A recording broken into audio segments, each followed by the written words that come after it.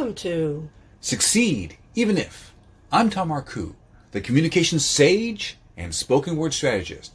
And I'm Johanna. In this episode, we're going to talk about how you can get people to pay attention. Johanna, I have a question for you. When's a time when you work somewhere where getting somebody to pay attention was important?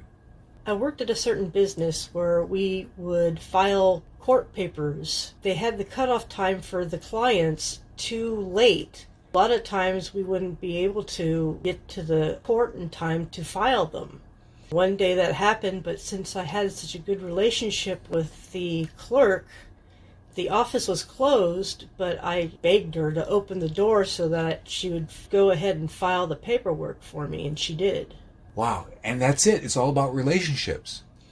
Now, when I talk on the topic of darkest secrets of scaling, and I'm talking to business owners who want to increase their impact, increase the size of their organization, go from 10 to 1,000 or 2,000 or whatever, and want to increase the number of people, go from 10,000 to 1,000,000 people that they're impacting, or impact people on a deeper, better level, or rise to a higher level of clientele.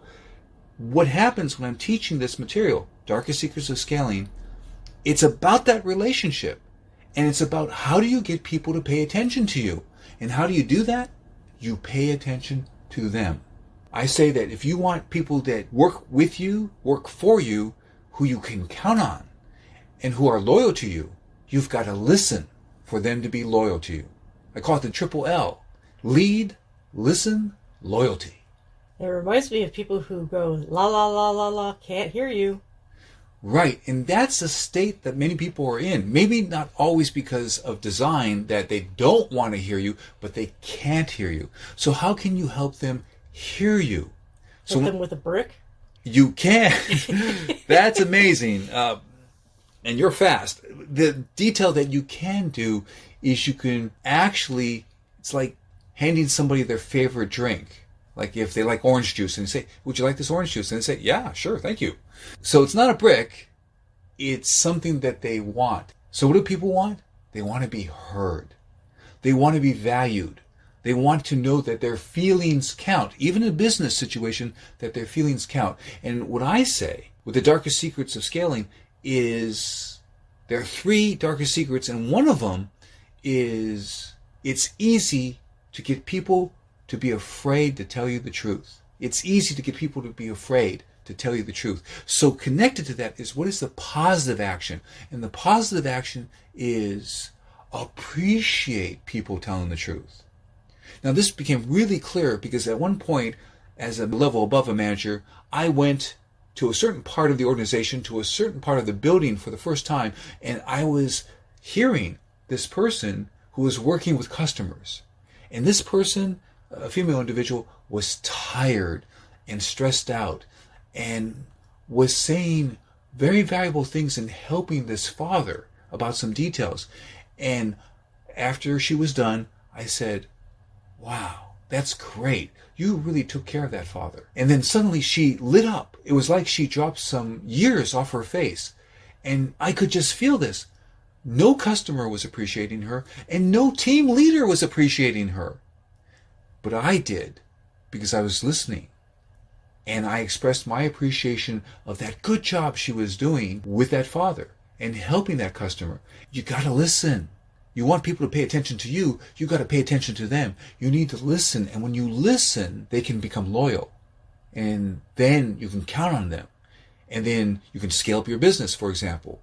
You can make sure that people know what you want them to do by appreciating what's valuable. Now, it depends on the business. I've worked in a number of industries, including oil, banking, pharmacies, education, the film and entertainment industry.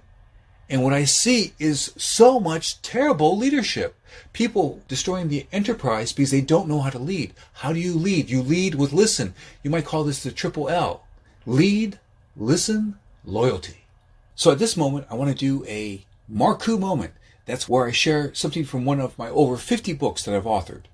So we're going to talk about 2 books. One is Confident English, and the other one is called Convince Investors to Fund You. From my book, Confident English, which is about proven tactics for extraordinary career success. On page 94 and 95, we're talking about a frame.